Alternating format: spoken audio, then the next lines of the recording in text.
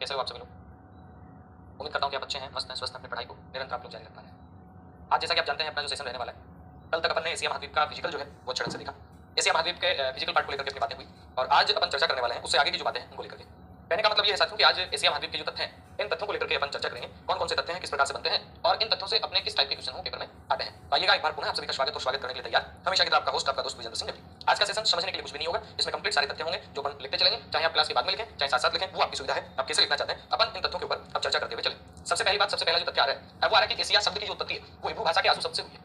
Question क्या है, Asia जो शब्द है उस शब्द की जो उत्पत्ति है वो कहां से हुई है, तो आपका उत्तर बनेगा एशिया शब्द की उत्पत्ति ये हुई है हिब्रू भाषा के शब्द से और वो जो शब्द है उस शब्द का नाम आसू और आसू का मतलब होता है उदित सूर्य यानी उगता हुआ सूर्य।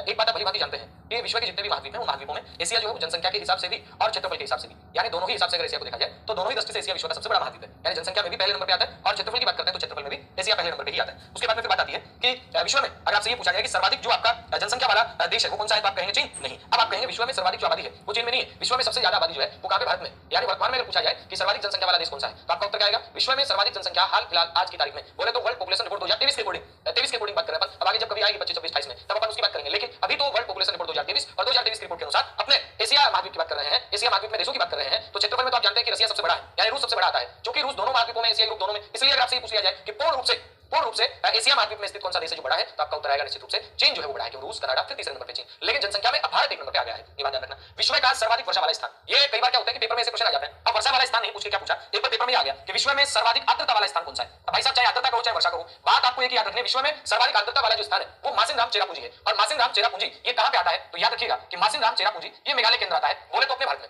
यानी विश्व की सर्वाधिक वर्षा कहां पे, तो आपका उत्तर आएगा मासिनराम चेरापूंजी में। अगर आपसे कहा जाता है कि विश्व का सबसे शुष्क स्थान कौन सा है, तो याद रखिएगा इरिक नाम का स्थान है, इरिक नाम का स्थान है, इकिक नाम का स्थान है, इरिक या इकिक जिसे आप कहते हैं। और ये कहां पे आता है, या तो दक्षिण अमेरिका के अंदर। ये कहां पे आता है, दक्षिण अमेरिका में। इसे भूतों का शहर भी कहा जाता है, यानी सबसे सूखा स्थान है, सबसे सूखा इरिक या इकिक है जो कि दक्षिण अमेरिका में आता है। और बात करें सबसे ज्यादा वर्षा वाले स्थान की, तो वर्षा वाला स्थान कहां पे, मासिनराम, बोले तो मेघालय के अंदर।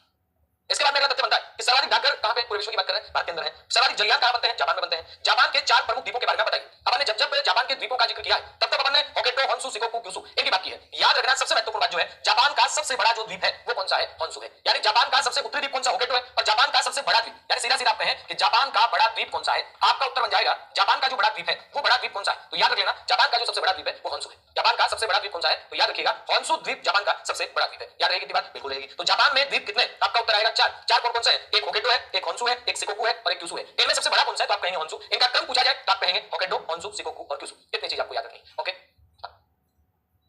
आगे देखते हैं अपन। पूजा मेघवाल मेरी क्लास रिकॉर्ड नहीं हुई, वो अपलोड हो जाती है, रिकॉर्ड आपको नहीं करनी, रिकॉर्ड हम कर लेते हैं यहाँ पे, साथ साथ लाइव भी चलती रहती है और फिर रिकॉर्ड तो होती रहती है सिस्टम में। और रिकॉर्ड कर लेते हैं तो उसके बाद में क्या कि आप तक पहुंचा देते हैं, आपको कोई अलग से रिकॉर्ड करने की आवश्यकता नहीं है। ठीक है, रिकॉर्ड होकर अपलोड हो जाएगी। ठीक है, यहां तक कोई आपत्ति है तो दर्ज करवाएं, आपत्ति नहीं है तो लिख लें। तो एशिया शब्द की उत्पत्ति हिब्रू भाषा के आसू शब्द से हुई है और इस आसू शब्द का अर्थ होता है उदित सूर्य। विश्व का 30% क्षेत्रफल, लगभग बात करते हैं 60% जनसंख्या ये अपने एशिया में ही निवास करती है। विश्व का सर्वाधिक वर्षा वाला स्थान मासिनराम जो भारत के अंदर ही है। सर्वाधिक डाकघरों की बात करते हैं, भारत में है। सर्वाधिक जलयान की बात करते हैं, जापान बनाता है। जापान में प्रमुख द्वीप कितने हैं, तो आप कहेंगे होक्काइडो, होन्शु, शिकोकू, क्यूशु ये है। जापान का सबसे बड़ा द्वीप अगर बात करते हैं तो कौन सा, होन्शु है। कैमरे को सीधा ये कैमरा ऊपर दिया हूं, मेरे को समझ है, स्लाइड थोड़ी टेढ़ी नजर आती है, कोई बात नहीं। देखिए ठीक है, हां अमेरिकन गणित टेक्निकल टीम बनी और बेटा अच्छी होता। हां जी, अगला सुनो। एशिया का सर्वाधिक औद्योगिक जो देश है वो कौन सा है, तो आपका उत्तर आएगा जापान है। याद रखना एशिया का सबसे बड़ा जो औद्योगिक देश है वो कौन सा है, तो याद रखना जापान। और बढ़ती जनसंख्या लेकिन तकनीकी आधारित शिक्षा पद्धति वाला देश कौन सा है, जापान ही है। और पहले टोक्यो विश्व का दूसरा बड़ा शहर आया करता था, लेकिन अब याद रखना आपको कि जापान की राजधानी टोक्यो ये विश्व का सबसे बड़ा शहर है। जापान की राजधानी टोक्यो ये विश्व का सबसे बड़ा शहर है, ये आपको याद रखना है। अगली बात आती है ओसाका, जापान का सबसे बड़ा सूती वस्त्र उद्योग और जहाज निर्माण का केंद्र है ओसाका। और ओसाका जो है ये जापान के अंदर सूती वस्त्र का एक महत्वपूर्ण केंद्र है। आपने पढ़ा होगा मैनचेस्टर, अब मैनचेस्टर तो कहां है, मैनचेस्टर तो इंग्लैंड में। किसके लिए जाना जाता है सर, सूती वस्त्र के लिए जाना जाता है। इसका मतलब भारत में भी सूती वस्त्र के लिए कोई जाना जाता है, कोई कौन सीधा बोलो ना, अहमदाबाद जाना जाता है, तो अहमदाबाद को क्या कहते हैं, भारत का मैनचेस्टर कहते हैं। चीन में भी सूती वस्त्र के लिए कोई जाना जाता है, कौन, शंघाई, शंघाई को चीन का मैनचेस्टर कहते हैं। उसी प्रकार जापान में सूती वस्त्र के लिए जाना जाता है ओसाका, और ओसाका को कहा जाता है जापान का मैनचेस्टर। ओसाका को क्या कहते हैं, जापान का मैनचेस्टर कहते हैं। इसके बाद में बात आती है कि ओसाका जापान का सबसे बड़ा सूती वस्त्र उद्योग और जहाज निर्माण का केंद्र है। क्योटो जापान की पारंपरिक राजधानी है जो हस्तकला उद्योग के लिए प्रसिद्ध है। नगोया जो है जापान का डेट्राइट कहा जाता है। डेट्राइट का मतलब है, डेट्राइट का सीधा सा मतलब है मोटर गाड़ी बनाने के लिए, मोटर गाड़ी बनाने के लिए प्रसिद्ध है डेट्राइट। और उसी आधार पर जापान का डेट्राइट, इसे कहते हैं जापान का डेट्राइट, तो आप कहेंगे नगोया। यानी जापान में ऑटोमोबाइल्स के लिए कौन सा शहर प्रसिद्ध है, तो आपका उत्तर आएगा नगोया। जापान में अगर आपसे पूछा जाए ओसाका, तो ओसाका को कहा जाता है जापान का मैनचेस्टर, लिख लेना। ओसाका को कहा जाता है जापान का मैनचेस्टर। जापान का मैनचेस्टर, यानी जापान का मैनचेस्टर किसे कहते हैं? तो आपका उत्तर बनेगा जापान का जो मैनचेस्टर है वो कहा जाता है ओसाका को। ओसाका को कहा जाता है जापान का डेट्रॉइट। उसके बाद में द्वीपों की बात आती है। एशिया महाद्वीप के अधिकांश क्षेत्र में ऐसा कोई द्वीप है जो बड़ा है? जी हां। आप देखते हैं विश्व का सबसे बड़ा द्वीप आता है ग्रीनलैंड, लेकिन एशिया महाद्वीप की बात करें, एशिया महाद्वीप में सबसे बड़ा जो द्वीप है वो कौन सा है? बोर्नियो है। तो यहां दो चीजें लिख लिया। क्या लिखा? पहले तो आप लिखना यानी सबसे बड़े जो शहर है 2023 की रिपोर्ट के अकॉर्डिंग सबसे बड़ा शहर विश्व में कौन सा? टोक्यो। तो दूसरा बड़ा शहर कौन सा? दिल्ली। दिल्ली के बाद तीसरा बड़ा शहर कौन सा? संघाई। संघाई के बाद चौथा बड़ा शहर कौन सा? ढाका। और पांचवा बड़ा शहर कौन सा है? Sao Paulo. Sao Paulo Brazil. यानी ये विश्व के 5 बड़े शहर हैं। ध्यान देना मेरी बात में क्या कह रहा हूं। यानी ये 5 बड़े शहर। सीधा सीधा प्रश्न बनेगा कि विश्व के 5 बड़े शहर कौन से हैं? तो उत्तर बनेगा टोक्यो। टोक्यो के बाद में दिल्ली, दिल्ली के बाद में संघाई, संघाई के बाद में ढाका और ढाका के बाद में साओ पोलो। ये विश्व के 5 बड़े शहर हैं। टोक्यो, दिल्ली, संघाई, ढाका, साओ पोलो। याद रहेगा इतना? बिल्कुल रहेगा। कि नगोया को जापान का डेट्रॉइट कहते हैं, मोटर गाड़ी के लिए बिल्कुल ठीक बात है। एशिया का बड़ा द्वीप बोर्नियो है। अगर मैं यहां द्वीपों की बात करूं तो आप जानते हैं विश्व में सबसे बड़ा जो द्वीप है वो आता है ग्रीनलैंड। इसके बाद में दूसरे नंबर पे आता है न्यू गिनी और तीसरे नंबर पे आता है बोर्नियो। चौथे नंबर पे आता है मेडागास्कर। अब आपसे ये पूछा जाए ये बड़े द्वीप है कि विश्व का सबसे बड़ा द्वीप कौन सा है? तो आप क्या कहोगे? ग्रीनलैंड। उसके बाद पूछा जाए कि विश्व का दूसरा बड़ा द्वीप कौन सा है? New Guinea. विश्व का तीसरा बड़ा द्वीप कौन सा है? तो आपका उत्तर आएगा बोर्नियो। और बोर्नियो कहां है? बोर्नियो एशिया का हिस्सा है, जो कि अगर महासागरीय दृष्टि से देखेंगे तो बोर्नियो कहां आता है? बोर्नियो आता है प्रशांत।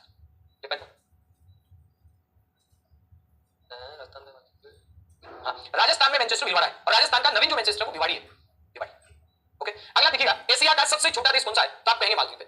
बड़े की बात करेंगे, जनसंख्या में कौन है बड़ा? बताइए जरा। इंडिया। और क्षेत्रफल में पूर्ण रूप से जो बड़ा है एशिया में है वो चीन है, बाकी तो बड़ा रूस है।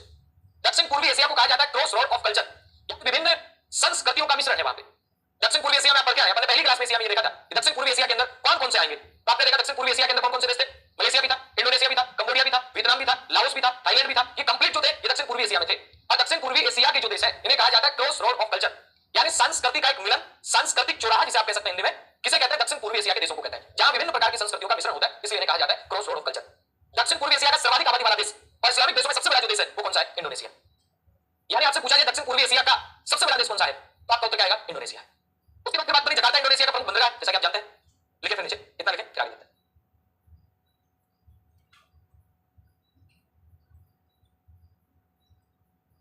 लिख पाए? इंडोनेशिया की राजधानी कौन सी? जकार्ता ही।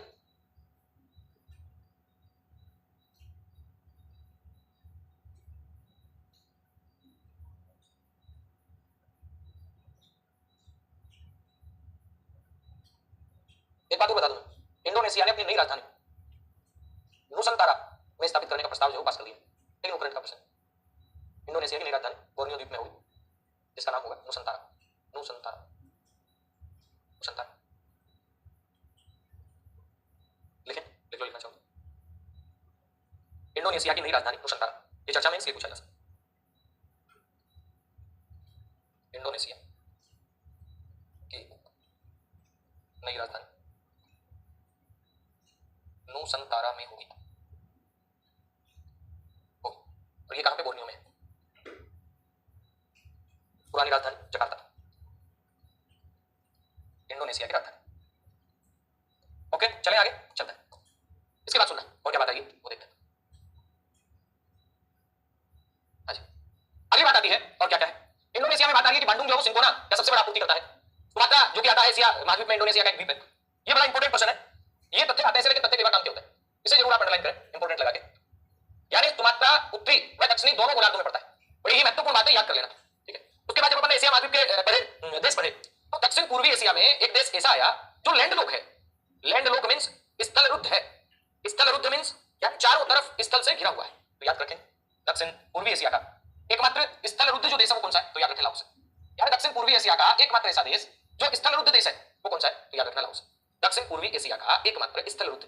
अपन ने जब एशिया महाद्वीप का मानचित्र देखा तो उसमें साफ और स्पष्ट था कि दक्षिण पूर्वी एशिया के अंदर एक देश है जो आपका लैंडलॉक है। बाकी वियतनाम देख लो तट के ऊपर आता है, वियतनाम के बाद आप कंबोडिया देख लो तट के ऊपर आता है, अभी मानचित्र होगा आपके पास, देख लो थाईलैंड देख लो तट के ऊपर आता है, इंडोनेशिया तट के ऊपर है, मलेशिया की बात कर लो। यानी दक्षिण पूर्वी एशिया के तमाम देश जो है वो तटीय है, लेकिन एकमात्र देश ऐसा है जिसकी सीमा किसी सागर से नहीं लगती है, स्थलरुद्ध है। स्थलरुद्ध का मतलब स्थल से ही चारों तरफ घिरा हुआ है। आगे देखिए, आगे आता है पेनांग द्वीप को भविष्य का सिंगापुर कहते हैं, पेनांग द्वीप को जो कि मलेशिया के अंदर है। उसके बाद में पेगोडा। पेगोडा के लिए प्रसिद्ध कौन है? तो आप कहेंगे म्यांमार। बौद्ध मंदिर है, इसके लिए प्रसिद्ध कौन है? म्यांमार। नॉर्मल सी चीज। म्यांमार दक्षिण एशिया का सबसे गरीब देश है। थाईलैंड को क्या कहा जाता है? ये सुनिए, अच्छा प्रश्न है। थाईलैंड को कहा जाता है सफेद हाथियों का देश। और याद रखना, अपन पढ़ते हैं हाथी ग्राम, तो विश्व का पहला हाथी ग्राम कहां खुला था? थाईलैंड में था। और थाईलैंड को कहा क्या जाता है? सफेद हाथियों का देश कहा जाता है। थाईलैंड में जो मैदान है मेनास मैदान कहा जाता है। एक बात लिख लेना, थाईलैंड के मैदान तो मेनास मैदान कहलाते हैं, लेकिन क्या क्या ये कि एशिया में घास के मैदान को क्या कहते हैं? एशिया में घास के मैदान, एशिया में जो घास के मैदान है उन्हें क्या कहा जाता है? आपका उत्तर आएगा एशिया में घास के मैदानों को ऐसे होता है, मतलब दिमाग से निकल गया।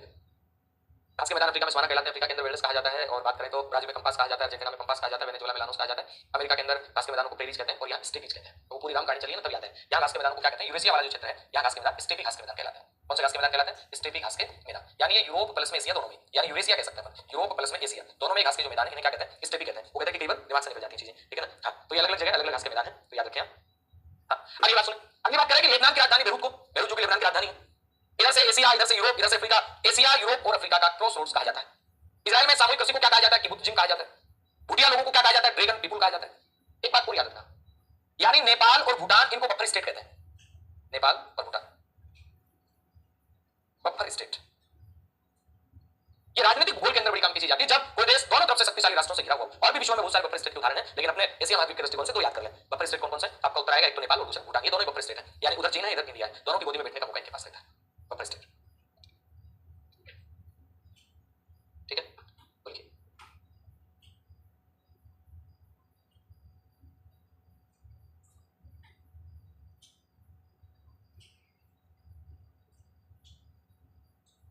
हाँ जलीब है, लिखो इसको फटाफट।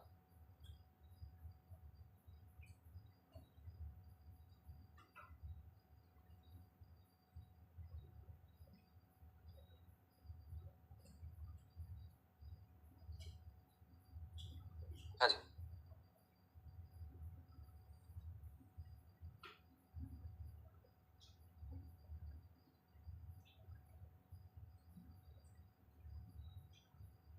अब सुनो, अब क्वेश्चन बनता है नेक्स्ट, और क्या क्या तथ्य निकल के आते हैं एशिया महाद्वीप के, बात कर लेते हैं। देखो बड़े नए नए तथ्य आएंगे, जैसे कि तथ्य है land of Thunderbolt. Land of Thunderbolt की उपमा किसे दी जाती है? तब कहेंगे भूटान को, यानी भूटान को कहा जाता है लैंड ऑफ थंडरबोल्ट। हठात म्यांमार की सर्वोच्च चोटी, सामान्य सा फैक्टर याद करें, ये वाली चीज आप जरूर याद करें, इंपॉर्टेंट लगा के। यानी जॉर्डन की तटीय सीमा सबसे कम मात्र 20 किलोमीटर, तो विश्व में सर्वाधिक तटीय सीमा किसकी? कनाडा की, इसके साथ इफेक्ट याद करें। अगर आपसे कोई पूछे कि सर्वाधिक तटीय सीमा वाला देश कौन सा है, सर्वाधिक तटीय सीमा, तो याद रखना सबसे ज्यादा तटीय सीमा है ये लगाता है कनाडा, यानी विश्व में सर्वाधिक तटीय सीमा वाला देश कौन सा है? तो याद रखना कनाडा। और विश्व में सबसे कम तटीय सीमा वाला देश कौन सा है? तो याद रखिएगा उत्तर आएगा जॉर्डन। पश्चिम एशिया का सबसे छोटा देश कौन सा? बहरीन है। यूएई, यूएई संयुक्त अरब अमीरात, संयुक्त अरब अमीरात का प्रमुख और पश्चिम एशिया का एक बड़ा जो बंदरगाह है वो कौन सा? दुबई है। विश्व का जनसंख्या की दृष्टि से, ऐसा अपडेट हो जाओ थोड़े, सबसे बड़ा जो देश है वो कौन है? तो याद रख लेना सबसे बड़ा देश भारत है। पहले चीन था, अब कौन है? भारत। यानी भारत एक नंबर पे है, फर्स्ट पोजीशन पे भारत है, और चीन कौन से नंबर पे है? सेकंड नंबर पे। जनसंख्या के दृष्टिकोण से एक नंबर पे कौन है? भारत, और दो नंबर पे कौन? चीन। और ये जो मैं बात कर रहा हूं ये वर्ल्ड पॉपुलेशन रिपोर्ट 2023 के लेकर। चीन की इस्पात राजधानी अनसान है, कोई खास बात नहीं। चीन का पीटर्सबर्ग, पीटर्सबर्ग की बात आती है, ये सेनान को कहा जाता है। पीटर्सबर्ग जाना किसके लिए जाता है? तो आप यहां कह देना लोहे हेतु या लोहा उद्योग हेतु। पीटर्सबर्ग ये मूलतः अमेरिका में है। अगर आपसे कहा जाए भारत का पीटर्सबर्ग किसे कहा जाता है? भारत का पीटर्सबर्ग किसे कहा जाता है? तो याद कर लेना भारत का पीटर्सबर्ग कहा जाता है जमशेदपुर को। भारत का पीटर्सबर्ग कहा जाता है किसे? तो याद कर लेना जमशेदपुर को। क्वेश्चन क्या बनना है सुनना कि चीन का पीटर्सबर्ग सेनान को कहा जाता है, सीधी बात है। लोहा उद्योग है, ये पीटर्सबर्ग के लिए जाना जाता है, पीटर्सबर्ग लोहा उद्योग के लिए जाना जाता है। और भारत का पीटर्सबर्ग किसे कहते हैं? जमशेदपुर को कहा जाता है। अगली बात सुनिए, चीन का सर्वाधिक कोयला प्राप्ति क्षेत्र कौन सा? Shanxi sensi. विश्व का सबसे बड़ा गैर राजधानी क्षेत्र, जो राजधानी नहीं फिर भी बड़ा है संघाई, क्योंकि आपने देखा अभी अपन पीछे वाले पेज पे जिक्र करके आए कि विश्व में सबसे बड़ा जो शहर है वो टोक्यो है, दूसरे नंबर पे दिल्ली है और तीसरे नंबर पे शंघाई। तो शंघाई चीन का बड़ा शहर है और ऐसा शहर जो गैर राजधानी क्षेत्र है, लिखें इसको। और एशिया का सबसे बड़ा प्रायद्वीप कौन सा है? अरब प्रायद्वीप है। और बात करते हैं एशिया का सर्वाधिक शुष्क स्थल कौन सा है? अदन। ओके लिखें।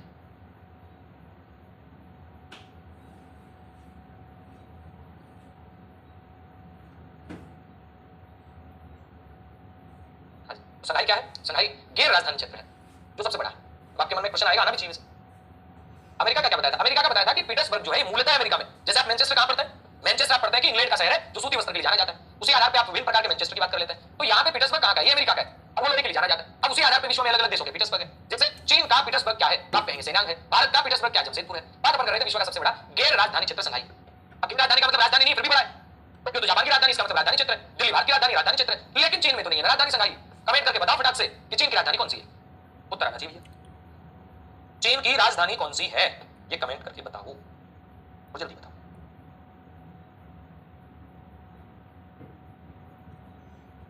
हाँ लिख पाता।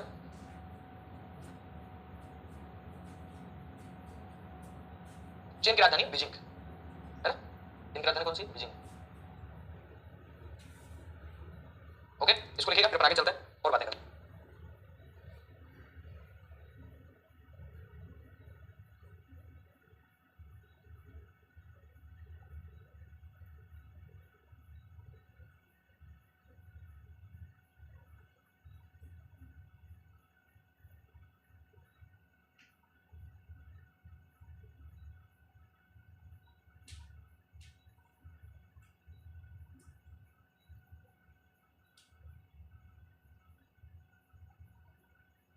हाँ जी लिख पाए ना?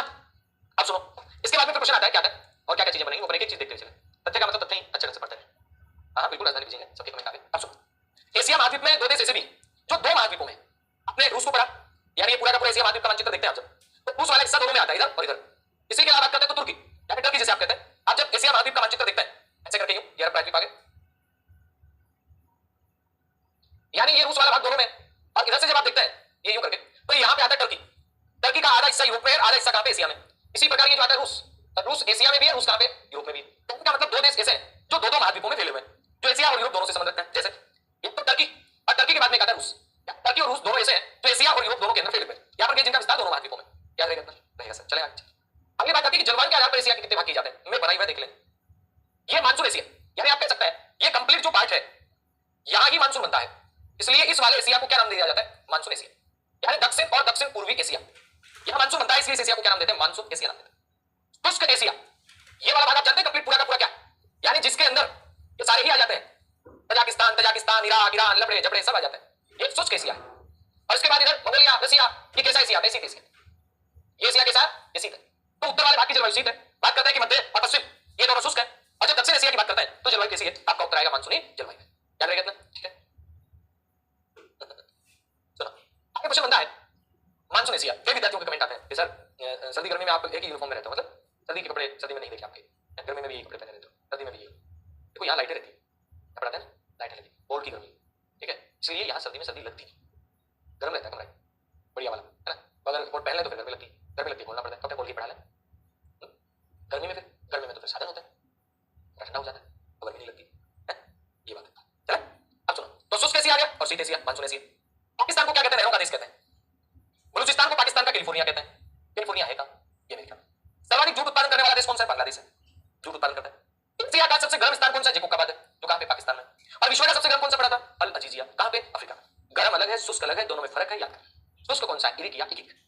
एशिया को सभी धर्मों की आद्य भूमि कहते हैं और सभ्यताओं का पालना कहा जाता है। एशिया को सभी धर्मों की आद्य भूमि और सभ्यताओं का पालना कहा जाता है, ये बात आपको याद रखनी है एशिया को लेकर के। चलिए, विश्व की सबसे ऊंची रेलवे लाइन कहां पे? चीन में। ये तो आप हटा दें, इंस्पेक्ट को तो अभी कोई ज्यादा महत्वपूर्ण है, महत्वपूर्ण इसलिए भी नहीं है क्योंकि ऊंची रेलवे लाइन अपने इंडिया में भी निर्माणाधीन है, तो इसको आप हटा दें। ओके, एशिया में सर्वाधिक कृषि योग्य भूमि कहां पे? तो आपको उत्तर आएगा भारत में। सबसे ज्यादा कृषि योग्य भूमि कहां एशिया में? आपके अंदर। तो क्या क्या चीजें सीखी ऐसे आपने? तुर्की और रूस दो ऐसे देश हैं जो एशिया और दोनों में है। जलवायु के आधार पर एशिया के तीन भाग किए जाते हैं, जलवायु के आधार पर, जलवायु के आधार पर एशिया के तीन भाग किए जाते हैं, मानसून एशिया, शुष्क एशिया, शीत एशिया।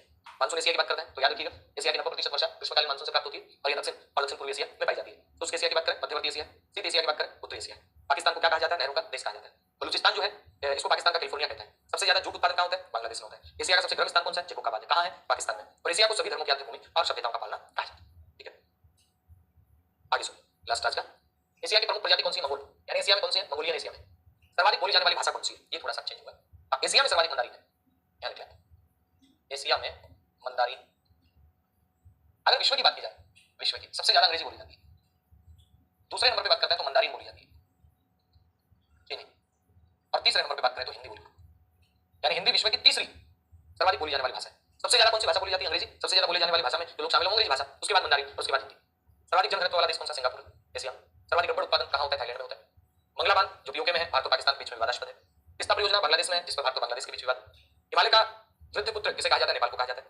और ये तो यहाँ वेब लिख दिए, कोई मतलब नहीं था इसका क्योंकि एशिया महाद्वीप का तथ्य नहीं है ना। तो आज का सेशन ये था, तथ्यों से संबंधित था, समझने वाली तो कुछ बात नहीं थी इसमें, केवल फैक्ट फैक्ट थे। कल अपन एक नए महाद्वीप को लेकर के चर्चा करेंगे, कौन सा महाद्वीप होगा कल की क्लास में पता चलेगा, तब तक के लिए सस्पेंस रहने दो, ठीक है। बाकी बातें कल करते हैं, तब तक के लिए अलविदा, जय हिंद, जय भारत, ऑल द बेस्ट। थोड़ा थोड़ा पढ़ेंगे, अच्छा पढ़ेंगे, बढ़िया पढ़ेंगे, ठीक है। पीओके पाक ऑक्यूपाइड कश्मीर, वंदना कह रही सर बहुत अच्छा पढ़ा दो, क्लास में याद है, थैंक यू सो मच।